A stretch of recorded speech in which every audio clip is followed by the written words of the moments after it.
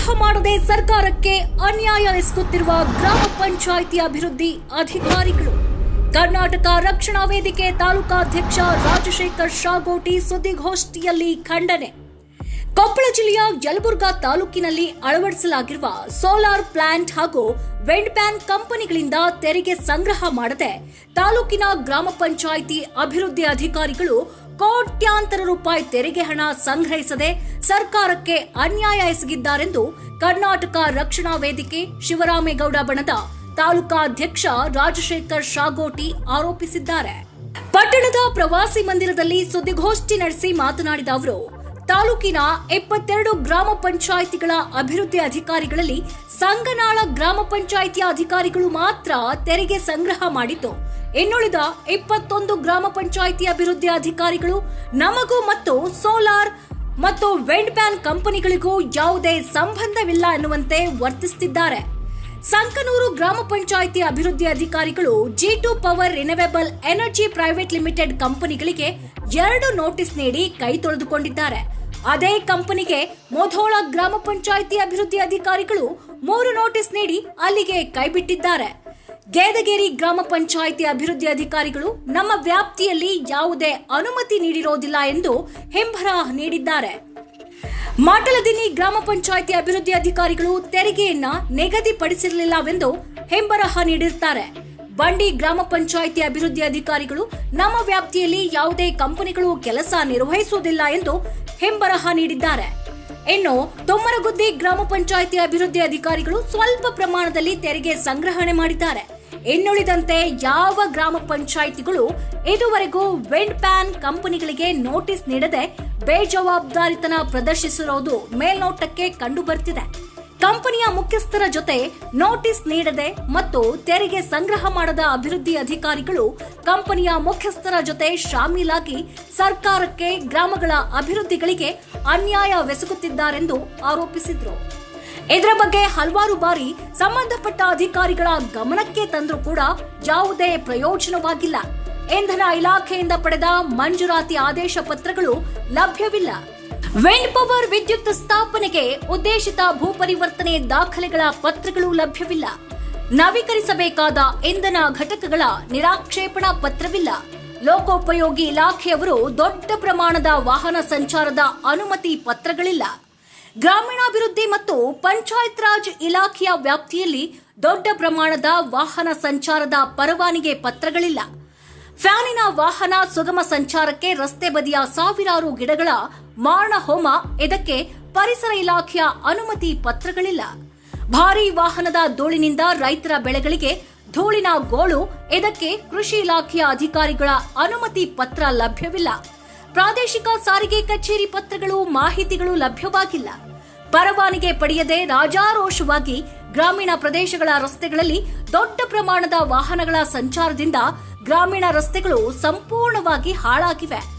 Wind power ಕಂಪನಿಗಳಿಂದಲೇ ರಸ್ತೆಗಳನ್ನ ನಿರ್ಮಾಣ ಮಾಡಿಸಬೇಕು ಎಂಬ ಸರ್ಕಾರದ ಆದೇಶಗಳು ಹೇಳ್ತಿವೆ. ಆದರೆ ಇದುವರೆಗೂ ಪಿಡಬ್ಲ್ಯೂಡಿ ಅಧಿಕಾರಿಗಳು, ಜಿಲ್ಲಾ ಪಂಚಾಯತ್ ಇಂಜಿನಿಯರಿಂಗ್ ಅಧಿಕಾರಿಗಳು ಕಣ್ಣಿಗೆ ಕಂಡ್ರೂ ಕಾಣದಂತೆ ಮೌನ ವಹಿಸಿದ್ದಾರೆ. ಇದಕ್ಕೆ ಸಂಬಂಧಪಟ್ಟ ಮೇಲಾಧಿಕಾರಿಗಳು ಕ್ರಮ ಕೈಗೊಳ್ಳಬೇಕು. ಇಲ್ಲವಾದರೆ ಅನಿರ್ದಿಷ್ಟಾವಧಿ ಮುಷ್ಕರ ಹಮ್ಮಿಕೊಳ್ಳಲಾಗುತ್ತೆ ಎಂದು ಎಚ್ಚರಿಕೆ ನೀಡಿದರು. ಸುದ್ದಿಗೋಷ್ಠಿಯಲ್ಲಿ ಕರವೇ ಶಿವರಾಮೇಗೌಡ ಬಣದ ಮುಖಂಡರುಗಳಾದ ಮಲ್ಲೇಶಪ್ಪ ಕುಲಕರ್ಣಿ, ಶಿವರಾಜ್ ಚಿಕ್ಕೊಪ್ಪ, ಕಲ್ಲಿನಾಥ್ ಹಡಪದ್, ಗೌಡಪ್ಪ ಬಲಕುಂದಿ, ತಾಯಪ್ಪ ಅರಳಿಹಳ್ಳಿ, ಮಂಜುನಾಥ್ ಕುದ್ರಿಕೊಟಗಿ, ಮುದುಕಣ್ಣ ಗೌಡ್ರು ಸೇರಿದಂತೆ ಮತ್ತಿತರರು ಉಪಸ್ಥಿತರಿದ್ದರು. ವರದಿ Srikanth Gowda Mali Patil, Chanakya express news bureau, Koppal. ಕೇವಲ ಬೆಳವಣಿಗೆ ಅಷ್ಟೇ ಪಂಚಾಯಿತಿಗಳು ನಾನು ಕಳೆದ 1 ವರ್ಷದಿಂದ ನಿರಂತರ ಪ್ರಯತ್ನ ಪಟ್ಟು ಅನೇಕ ದಾಖಲೆಗಳನ್ನು ಸಂಗ್ರಹ ಮಾಡಿದ್ದೇನೆ. ಗ್ರಾಮ ಪಂಚಾಯಿತಿಗೆ ಯಾವ್ಯಾವ ದಾಖಲೆಗಳನ್ನು ಅವರು ಸಲ್ಲಿಸಿದ್ದಾರೆ ಅಂತಕ್ಕಂಥದ್ದನ್ನು ನಾನು ಹಿಂದೆ ಪಂಚಾಯಿತಿ ಕೇಳಿದಾಗ ಕೇವಲ ಸಂಗ್ರಹ ಗ್ರಾಮ ಪಂಚಾಯಿತಿ ಹೊರತುಪಡಿಸಿದರೆ ಸಂಪೂರ್ಣ ದಾಖಲೆಗಳನ್ನು ಕೇವಲ ಸಂಗ್ರಹ ಗ್ರಾಮ ಪಂಚಾಯಿತಿ ಮಾತ್ರ ಹೊಂದಿದೆ.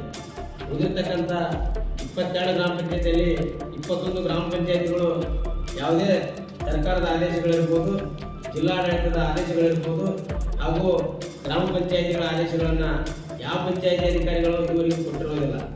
ಆ ಒಂದು ಉದ್ದೇಶದಿಂದ ಇವತ್ತು ತಾಲೂಕು ಪಂಚಾಯತ್ ಇವರಿಗೆ ನಾನು ಸಾಕಷ್ಟು ಬಾರಿ ಮನವಿ ಮಾಡಿಕೊಂಡಿದ್ದೀನಿ. ಅದಕ್ಕೂ ಕೂಡ ಅವ್ರು ಯಾವುದೂ ಕೂಡ ಕ್ರಮ ಕೈಗೊಂಡಿಲ್ಲ. ಅದಕ್ಕಾಗಿ ಇಂದು ತಮ್ಮ ಪತ್ರಿಕಾಗೋಷ್ಠಿ ಮೂಲಕ ಇವತ್ತು ಮಾನ್ಯ ಕೊಪ್ಪಳ ಜಿಲ್ಲಾ ಮುಖ್ಯ ಕಾರ್ಯನಿರ್ವಾಹಕ ಅಧಿಕಾರಿಗಳಿಗಿರ್ಬೋದು ಹಾಗೂ ಯಲಬುರ್ಗಾ ತಾಲೂಕಾ ಕಾರ್ಯನಿರ್ವಾಹಕರಿಗೆ ತಾಲೂಕು ಪಂಚಾಯತಿ ಕಾರ್ಯನಿರ್ವಾಹಕ ಅಧಿಕಾರಿಗಳಿಗೆ ನಾನು ತಮ್ಮಲ್ಲಿ ಅವ್ರಿಗೆ ಮನವಿ ಮಾಡಿಕೊಳ್ತಾ ಇದ್ದೇನೆ. ಇವತ್ತು ತೆರಿಗೆ ಸಂಗ್ರಹ ಇವತ್ತು ಯಾರೂ ಕೂಡ ವೈಯಕ್ತಿಕ ನಾವು ಕೇಳ್ತಾ ಇಲ್ಲ. ಕಂಪನಿಗಳಿಂದ ನಾವು ಗ್ರಾಮಗಳ ಅಭಿವೃದ್ಧಿಗೋಸ್ಕರ ಏನು ನಮ್ಮಲ್ಲಿ ಕೈಗಾರಿಕಾ ಘಟಕಗಳು ಸ್ಥಾಪನೆ ಆಗಿದೆ ಅದರಿಂದ ಸಂಪೂರ್ಣವಾಗಿ ತೆರಿಗೆಯನ್ನು ಸಂಗ್ರಹಿಸಿ ಗ್ರಾಮಗಳ ಅಭಿವೃದ್ಧಿ ಮಾಡಬೇಕು. ಗ್ರಾಮೀಣ ರಸ್ತೆಗಳ ಹಾಳಾಗಿ ಹೋಗಿದೆ, ಕುಡಿಯುವ ನೀರಿನ ಸಮಸ್ಯೆಗಳಾಗ್ಬೋದು, ಅನೇಕ ಇವತ್ತು ವಿದ್ಯುತ್ ದೀಪಗಳಿರ್ಬೋದು, ಇವತ್ತು ಸ್ವಚ್ಛತೆಯ ಬಗ್ಗೆ ಇದಕ್ಕೆ ಉಪಯೋಗಿಸಲಿಕ್ಕೆ ಬೇಕಾಗಿರ್ತಕ್ಕಂಥ ಹಣವನ್ನು ಇವತ್ತು ನಮ್ಮ ಭೂಮಿಯನ್ನು ಕಳೆದುಕೊಂಡು ರೈತರು ಇವತ್ತು ವಿದ್ಯುತ್ತನ್ನು ಸ್ಥಾಪನೆ ಮಾಡ್ತಾರೆ. ಆದರೆ ನಮಗೆ ವಿದ್ಯುತ್ ಸಿಗೋದಿಲ್ಲ. ಅದರ ಲಾಭ ನಮ್ಗೆ ಎಷ್ಟು ಮಟ್ಟಿಗೆ ಸಿಗುತ್ತೆ, ನಮ್ಮವರು ಕೂಡ ಅದರಲ್ಲಿ ಒಬ್ಬರು ಕೆಲಸ ಮಾಡೋರು ಸಮೇತ ಸಿಗೋದಿಲ್ಲ ಮುಂದಿನ ದಿನಗಳಲ್ಲಿ.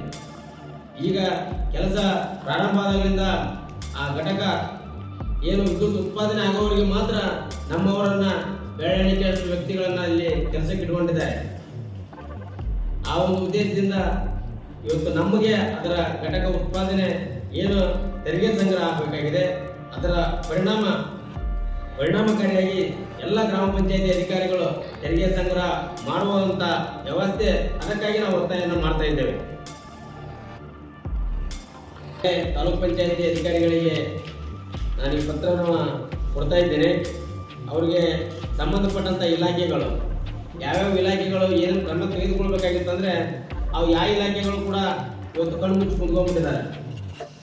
ಇವತ್ತೇನು ಇಂಧನ ಇಲಾಖೆ ಇಂದ ಪಡೆದಿರ್ತಕ್ಕಂಥ ಮಂಜೂರಾತಿ ಆದೇಶ ಪತ್ರಗಳಿರ್ಬೋದು, ಇವತ್ತು ಪವನ ವಿದ್ಯುತ್ ಸ್ಥಾಪನೆಗೆ ಉದ್ದೇಶಿತ ಭೂ ಪರಿವರ್ತನಾ ದಾಖಲೆಗಳೇನಿದೆ ಅಲ್ಲ, ಇವತ್ತು ಯಲಬುರ್ಗಾ ತಹಸೀಲ್ದಾರ್ ಕೇಳಿದ್ರು ಕೂಡ ದಾಖಲೆಗಳು ನಮಗೆ ನೀಡಿಲ್ಲ. ಇದುವರೆಗೂ ಯಲಬುರ್ಗಾ ತಹಸೀಲ್ದಾರ್ ಇರ್ಬೋದು, ಕುಗ್ನೂರು ತಹಸೀಲ್ದಾರ್ ಇದ್ದರು. ಇದಕ್ಕೆ ನಾನೀಗ ಆಯುಕ್ತರಿಗೂ ಕೂಡ ಇದನ್ನು ಕಳಿಸಿದ್ದೇನೆ, ಪತ್ರ ನಾವು ಬರೆದಿದ್ದೇವೆ. ಅದರ ಜೊತೆಗೆ ಲೋಕೋಪಯೋಗಿ ಇಲಾಖೆ ಏನು ತಾವು ರಸ್ತೆ